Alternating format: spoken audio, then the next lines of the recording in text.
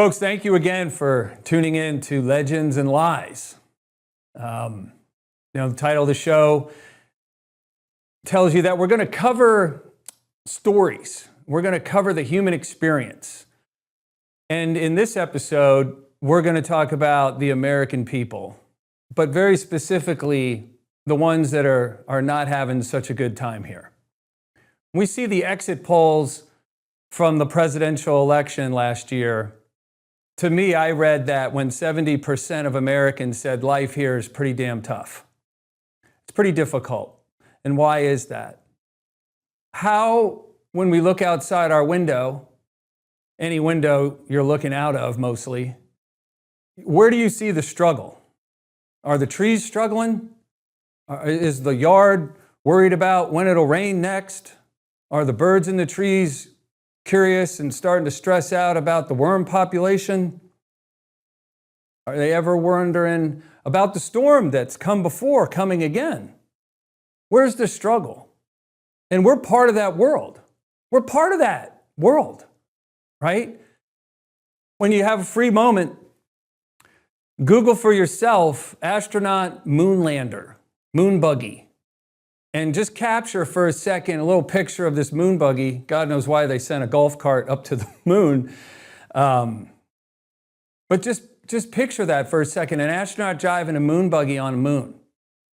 Because the next time you get into your vehicle, it's the same situation. You're driving a moon buggy. You're driving a buggy on a planet. And we've lost sight of that. Humanity, humankind, has lost sight of what living actually is. And so when we talk about the legend of America, the American dream, and it's spoken about in the news all the time, and you'll find out pretty quickly that yes, I do talk about the news, but I'm not going to keep talking about the news, because the news to me is just all the signs of the symptoms of a very difficult life. But the symptoms aren't the problem. We can't treat symptoms. We can treat problems. And the first problem, and it's the biggest one, is that our government, full of people, good people, I'm sure. This isn't blame, right? We're not going to get into the blame game. Other hosts can get into that stuff and who did what and who did it when, what'd you know when you knew it. We just want to get into what will help you and what helps me enjoy my time here on the planet with so many reasons and so many forces that are causing us to struggle. And so the first perspective to understand is that this isn't your fault. You weren't born, and humanity and God, the creator, and Mother Nature didn't start getting it wrong. How a planet could support humankind in a way that suffering, constant suffering, wouldn't be part of the experience. Because it never used to be.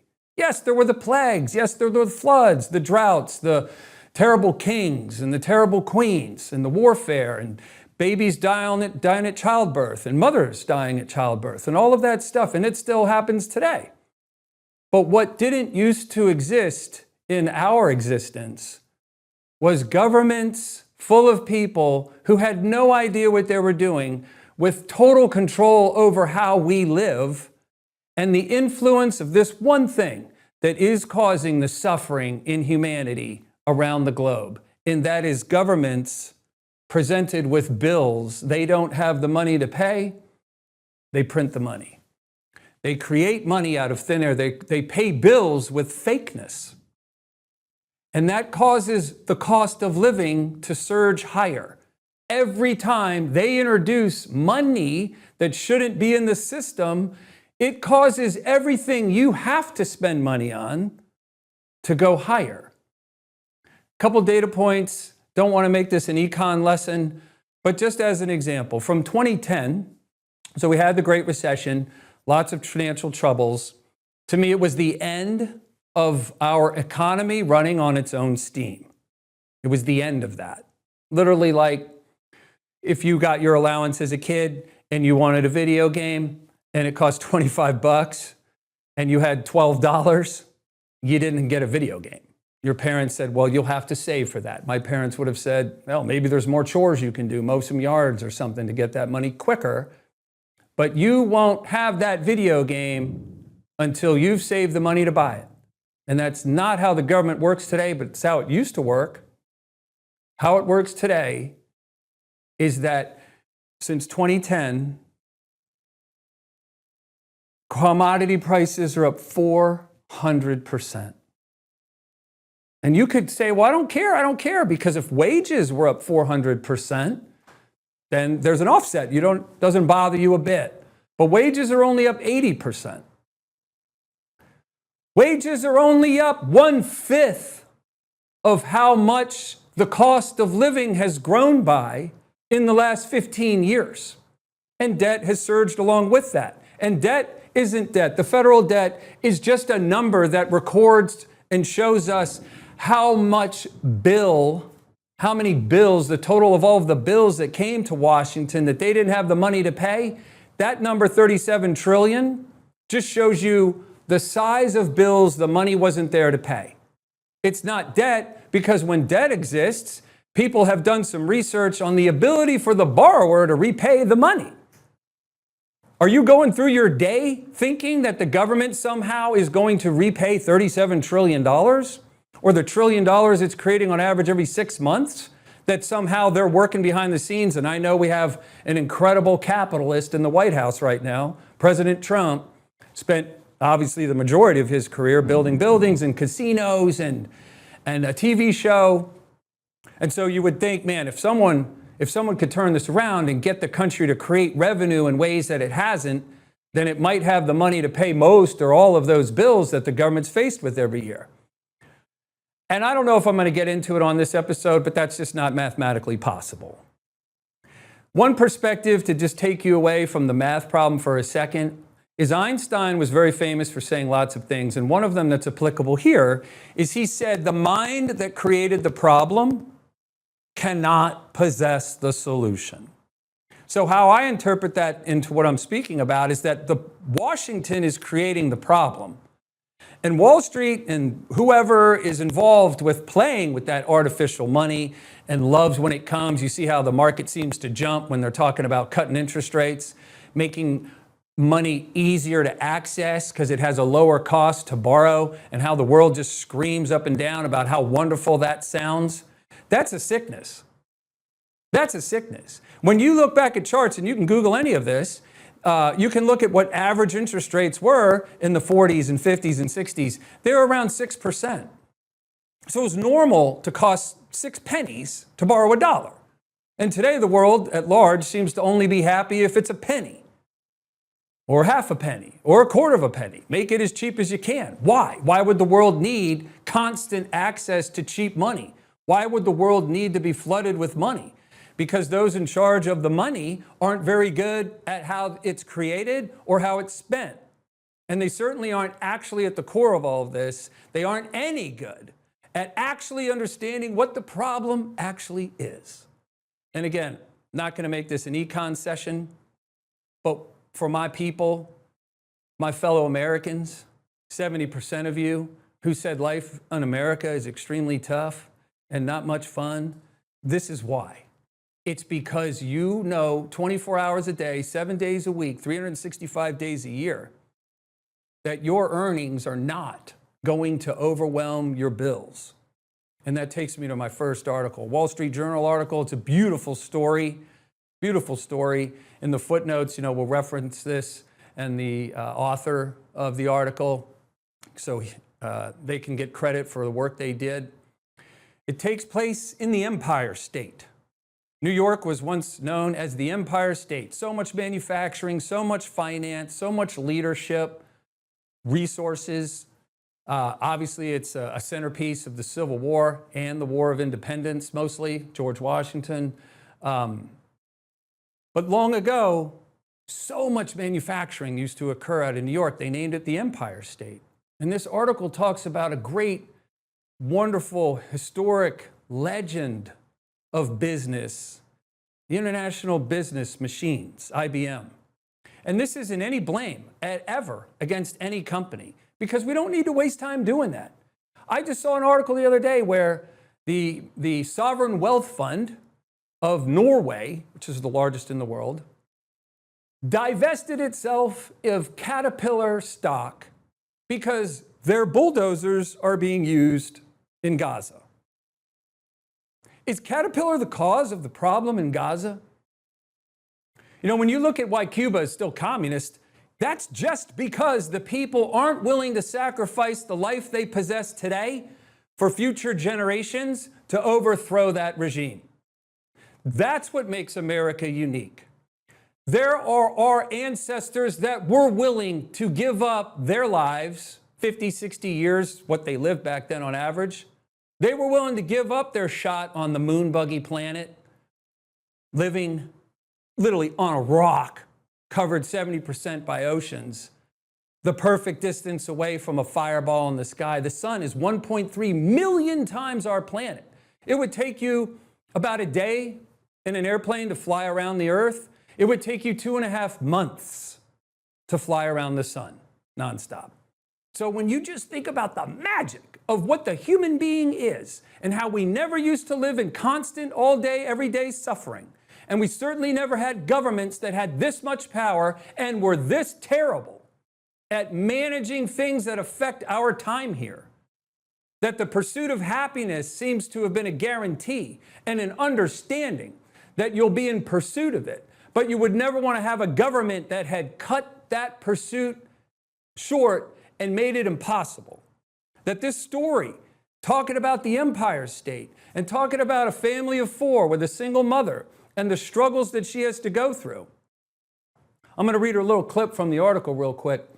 "We're fine, Mom," one of the daughters said to her mother as she plopped down on the living room couch after basketball practice. "We're fine."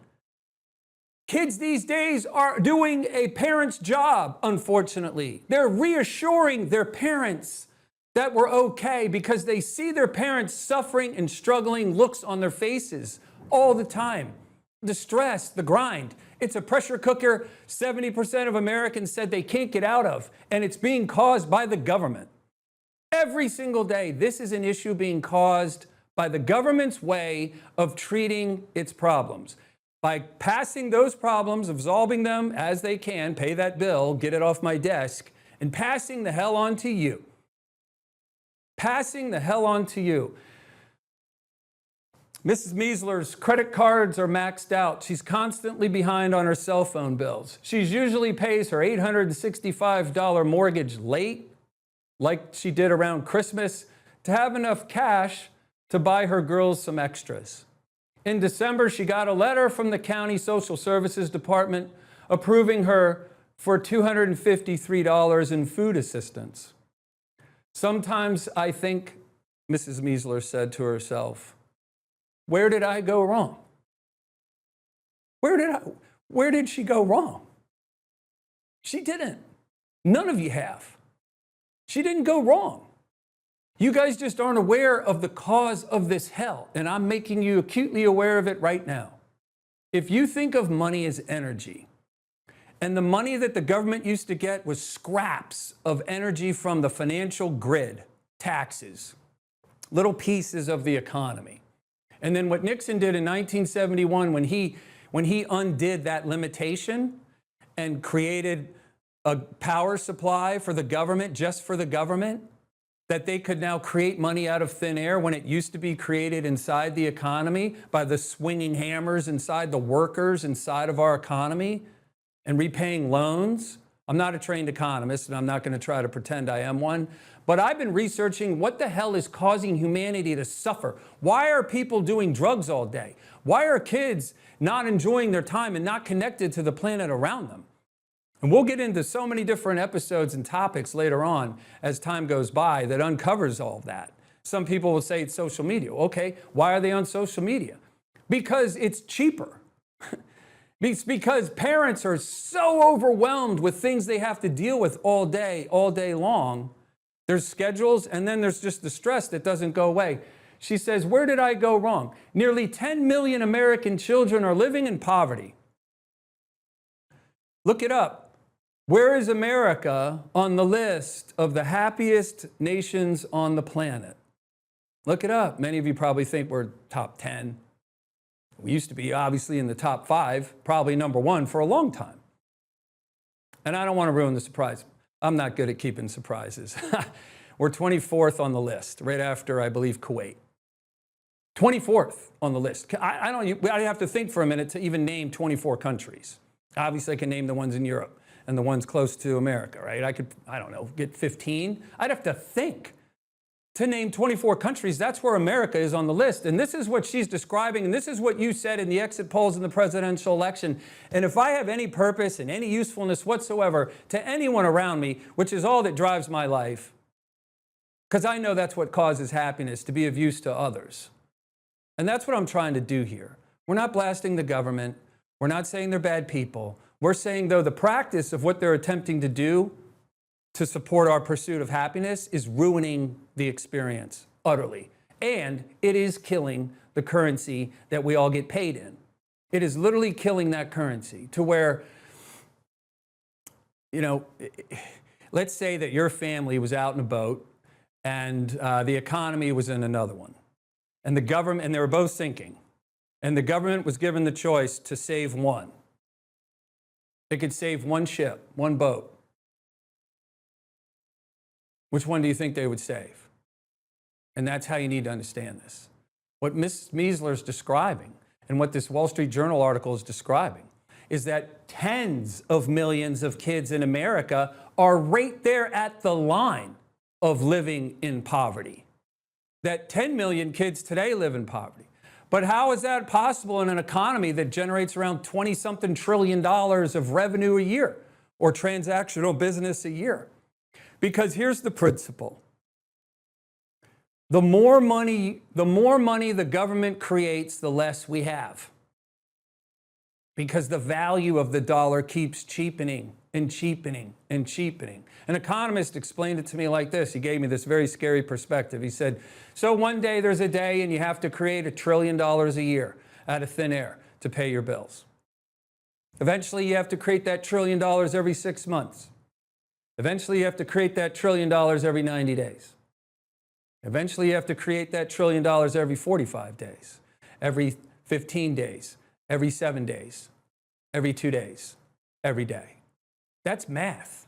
I don't care how bloody our knees get, folks. We'd be praying like crazy for that never to happen. But math doesn't hear that. Good math into bad math fixes bad math. But bad math following after bad math, which is what the government has shown you is mostly what they're capable of doing, they just keep repeating the same process, that math worsens. And the second principle is you can't have something for nothing. So if Ms. Meisler decides to take on 2 or 3 jobs, and she earns like $38,000 a year, and by government's measurements, that's not poor, $38,000 a year. You know, the average income in America in 1971 was $9,000 a year, and it cost 18 grand to buy a house. You'd save for 2 years for a down payment. Now, how many kids today think that they're going to be buying a house ever in their lifetime? I know 30-year-olds that know that likely is not going to be possible. They're not even focused on it. People aren't even getting married. Marriage is down right now because it's so expensive. Having kids, back in the 70s, I think it cost, and I'll confirm this on the next episode, folks who can look it up and write me and correct me, but I believe it was around 100 grand to raise a kid to 18 years old back in the 70s. Today it would cost you almost $500,000. So when Mrs. Meisler says, what did I do wrong? She didn't do anything wrong. You didn't do anything wrong. But the point of all of this is to understand that though we probably can't change what the government's doing with our occasional votes every couple of years, every 4 years for a president, every 2 years for parts of the House and the Senate, what can you do? If you're living in the Empire State and you're struggling with this financial hell that you're not going to overcome, because even if you make a little bit of progress, remember the stats since 2010, commodity prices, eggs, coffee, wheat, sugar, gas, everything that you're looking at right now, everything in my little space here, in some way or another is a commodity. We live off the earth. Everything we use comes from the earth, right? So if money isn't real, it creates a false energy, financial energy, that overstimulates our financial world and everything that connects to, which is also the reason, if there is such a thing, as global warming. Because there's so much financial action. It is speeding up humanity faster than the speed of life the planet is willing to support, causing nothing but conflict, resentment, fear, jealousy, envy, greed, bitterness, depression, war, friction, arguments, more crime. If you look around and say, why is there so much murder? Why is there so much hate? It's because people go to sleep and wake up every morning stressed, knowing they can't spend any time connecting with the world around them because they have to get going, they have to create economic activity, they have to answer the texts and the emails, they have to get that report done. 3 conference calls today, Zoom calls, then the kids, then this, then that. When's time for dating? When's time for anything? So here's another perspective on what I'm trying to illuminate for you guys. I was watching a TV show, great show, and there was a scene in there where the mother and the wife and husband had separated. They lost a kid at 6 years old. And she was recalling that one of the last experiences she had with him, they were in an ice cream store, and he had his face pressed up against the glass, and he was, in the lovely moment of wondering what flavor ice cream to get, right? And she was in a hurry. She had somewhere to go. So she started pressing him to make his choice. But the loveliness of that experience is watching with amazement of how incredible it is for a young human being to have the chance to then take its time and pick the magical flavor of ice cream out of whatever 30 flavors there were to choose from. And she makes him choose, and he still can't decide, so she chooses for him. And he had passed away shortly after that. And I thought to myself, the Indians were never, ever late for anything. The Indians were never late. They were never rushed. They were never distracted. Just as a comparison, I know we all want our air conditioning and our MRI machines and all the stuff, the Netflix and everything we have today, but there was a cost to get those technologies and those luxuries. But if it weren't for the government printing all this money to pay its bills instead of coming to us and telling us the truth and having us all pitch in as a country, and them trying to take credit for the solutions that they're never going to provide us, and the lying that they do from the podium, inflation, counted the old-fashioned way, is up around 9 or 10%. It's not what they're using. The recipe they use today to generate that inflation number of 2 or 3% is hooey, as that number used to be. The purpose of it was to tell us how far will our money go. So long ago, when a pack of gum cost 25 cents and today it costs $1.25, my money's going 1/5 the distance it used to go.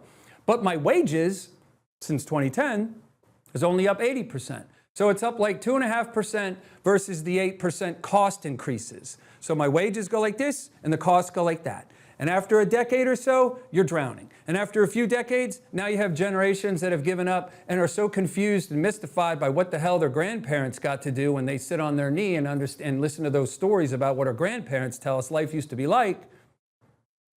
They can't connect to any stanchions inside of our world that would cause them to think that any of that life is going to be available for them. My dad grew up making his own toys for Christmas. He grew up on the Canadian border, right? Shortly after the Depression, after World War II, as it was ending, he was born. And you think about, he isn't crying tales of woe about how he's so distracted. He's retired now, obviously, he's in his 80s. But he's not, when you talk about his childhood, you talk about his time and his career, he's not talking about the stresses that we deal with today. He's talking about, he bought homes. He bought cars. He paid cash for them. They didn't finance these things. And he worked for the government. So he didn't have a big lofty income. He had an upper average income, right? There's more on my childhood that I'll get into on other episodes, but in this article, the Empire State has failed because as the government printed money to pay its bills, the companies decided, man, we need to cut costs somehow. And I'm going to get to the next article here in a second that's going to tie all this together. Companies are there to make money. Cut costs, raise revenue, grow profit, right? Sometimes you can't cut costs. Sometimes you can. Sometimes you have to focus on generating more revenue than you're currently generating. So the next thing that our government allowed to happen was our manufacturing firms to go set up shop in China. In fact, our government encouraged it. Since 1990, 74,000 manufacturing firms have closed their doors in America and set up shop overseas. Most of those are in China. Now, in 1990, China's GDP was $330 billion.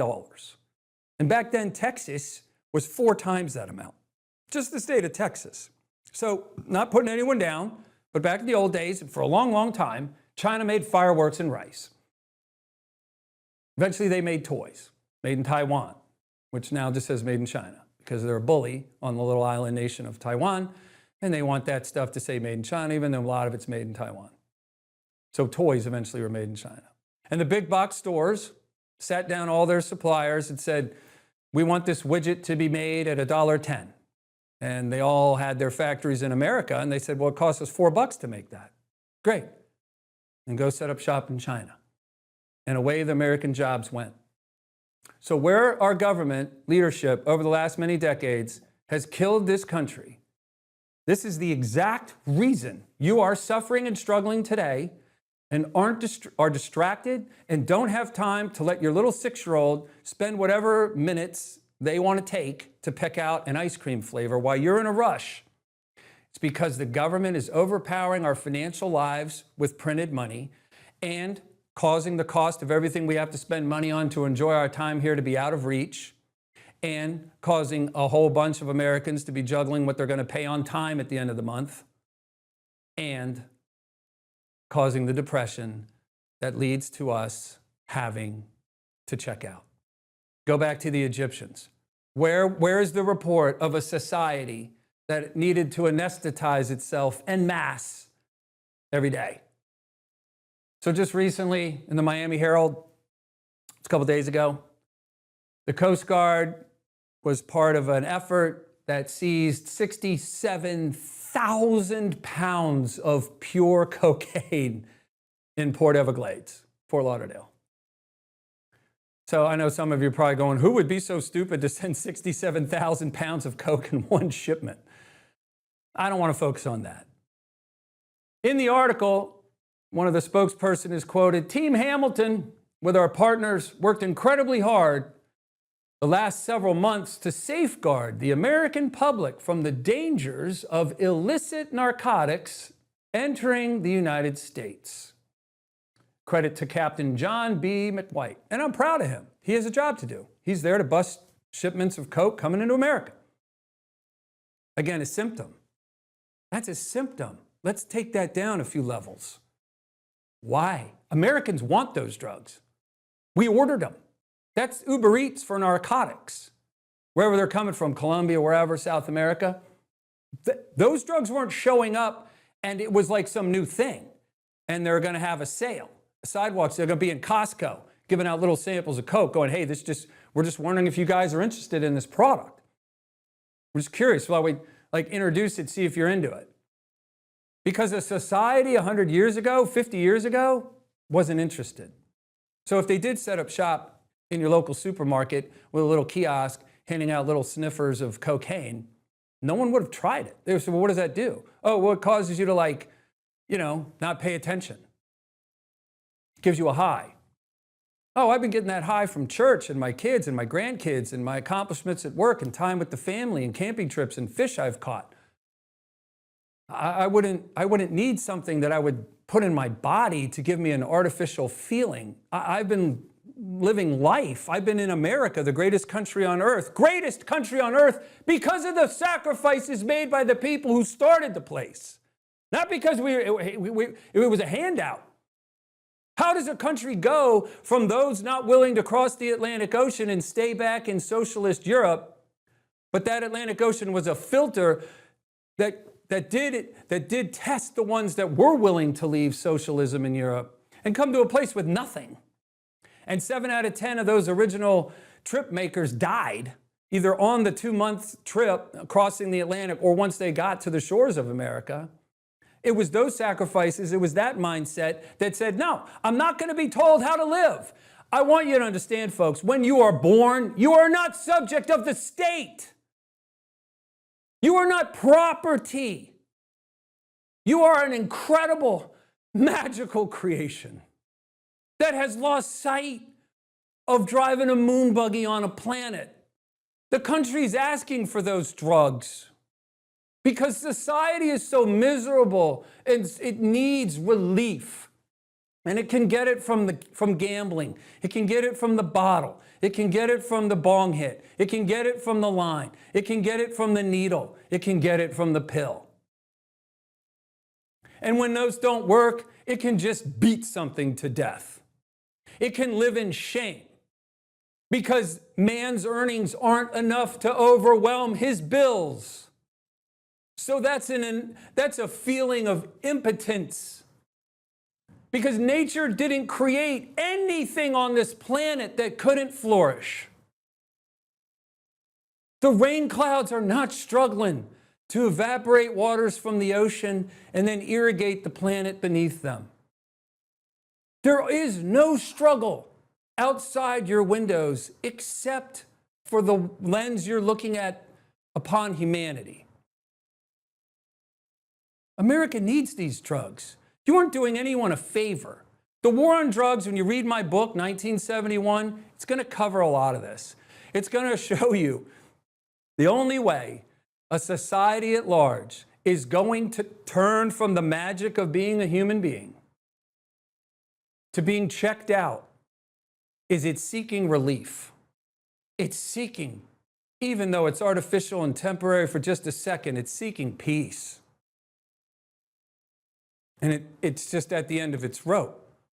The mind doesn't do well with unresolved things.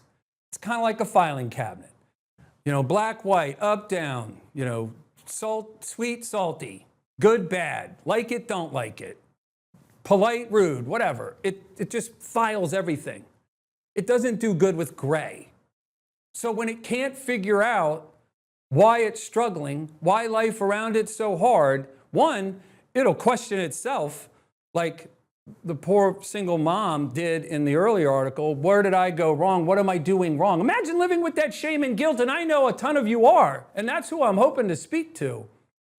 I'm hoping to at least empathize with you and help you understand there are some changes you might need to make, and I know it's hard to uproot and maybe reposition your life. But I looked it up. The 5 easiest states to live in from a cost perspective, and yes, the earnings are lower too. Tennessee's number 1, Arkansas.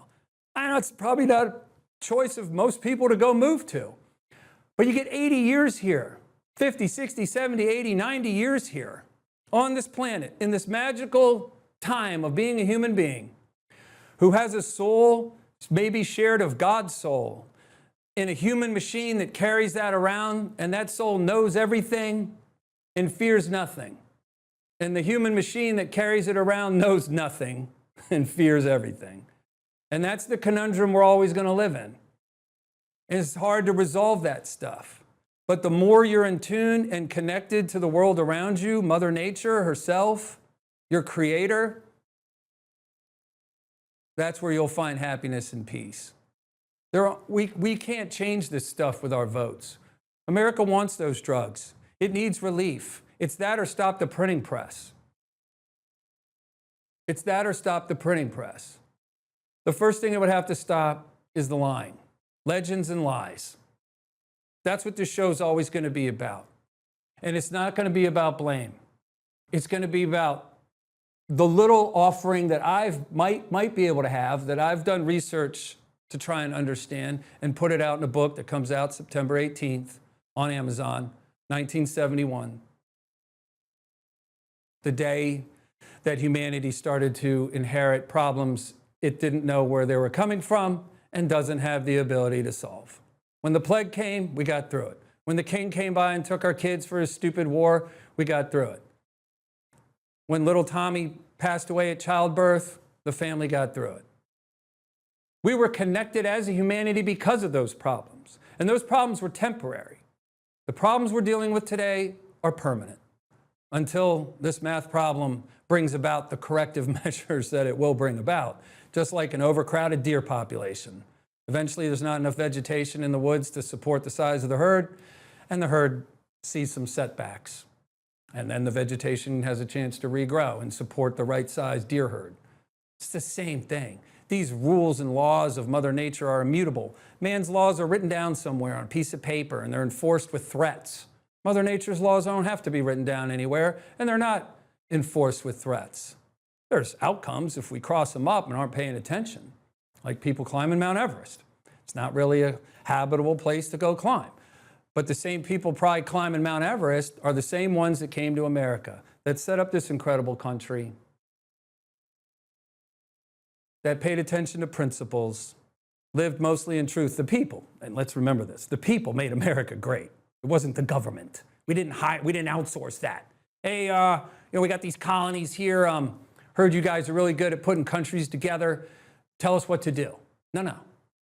It was the minds, the magical minds of the human being set free to create and invent as they wanted to and deal with their skirmishes and their tough times. Yes, it's too bad guns exist. There's a lot of gun violence, but you're not going to have something without something else. You're not going to have the creation of a country without having to fight for it.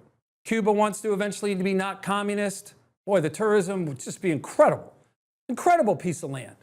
They're going to have to sacrifice something to overthrow the way that Cuba runs. Anywhere you live, you're not happy about it, gather together. Figure out how you can live in a happy way or make changes. We aren't going to change this government. But I'm trying to say, to empower you, these things that you can't fight and overcome, you change. You recognize that life is occurring where your feet are. Look at your feet all throughout the day and ask yourself, where am I right now? What moment am I in? How do I slow this down? They say the quarterbacks that do really well in football are the ones that start to understand and see the defense coming at them. That the game slows down because they're paying attention. They're aware of what is actually going on around them and what the accomplishment is. The accomplishment isn't necessarily getting your boss to give you a 50% raise. The accomplishment is fitting your life into a way that what you do earn is somehow more than what your bills are. And even in that struggle, we come together as a country. Our towns come together. People living on the river or on a certain street or on a lake or on a mountaintop or out in the fields, that they come together knowing that we're all going through this the same. We're not going to judge our neighbors. We're not going to point fingers. We're not going to laugh. We're going to come together with common empathy and understanding that this is our time on the planet. Some believe we get many lives here. Some believe we get one. I'm pretty sure we at least get one because I'm here and you're here. And don't forget, you're the ones who won. You're the fighting spirit inside of you. When that creation of a baby came together, you already won a fight. That's why you're here. Don't forget that. Don't forget that. And if you're thinking that you're so overwhelmed that turning to a drug is going to provide you the relief or somehow those good feelings, they do for a while. And because that's an artificial way to create those wholesome feelings you're seeking, they're going to come with side effects. It's not a choice to make. I know, I saw Nancy Reagan just say no when the war on drugs started in the 80s, which was 15 years after Nixon ended the government living within its financial means and created the government hooked it up to its own financial power supply, which is burning your currency at both ends. The dollar today is only worth 3 cents. And 15 years later, mothers are in the workforce because dad's paychecks aren't enough to cover the bills anymore, and kids, latchkey kids, and all these terms are born out of the way that humanity in America changed. And just so you understand, when the government prints all commodity prices are going up around the world, and it's causing all the countries to hate your dollar, which is why the BRICS nations are forming and why there's all these challenges to the dollar and all these pressures from outside of our country, because as the Fed pays its bills with printed money and those commodity prices go higher, they go up for everyone on the planet. And their earnings certainly aren't going up even as fast as yours are. And yours aren't going up enough to overwhelm this. So I'll end with this. When I was a kid, I used to know all the names of all the trees in the woods. I was outdoors all the time. Fishing, bike riding, had a go-kart, BB gun wars, blowing stuff up. And so maybe I'm lucky that I can reach back to when I used to help lime a soccer field and we played on real grass, and I got to pitch in at 6 in the morning with my dad and go around and lime soccer fields, and I would play on one of them later that day. That those are my roots. And maybe, born in 1970, I'm part of the last generation that remembers any of that stuff. For the kids today, 20, 30, 40-year-olds, I wish that the way humans had grown up, enjoying their time actually outdoors with the planet we're living on, amazed by a sunset or a sunrise, amazed by lightning strikes and strong winds and maybe a tree falling over and nearby your house and just all that stuff, that was part of your time here instead of nuisance or things you just read about, that you experienced them, that somehow our families find a way to communicate with each other and get with and focus solely on, primarily on, this is our time here on a planet, the perfect distance away from a fireball in the sky. And when we go to the ground, we want a lot of people there that day talking about how great, how good we were and how much time and focus we applied to maximizing the experience of literally living on planet. That's my wish for you, and hopefully the episodes that follow will be full of useful information and encouragement in ways that you might not find elsewhere. Thank you for putting up with me. Thanks for watching.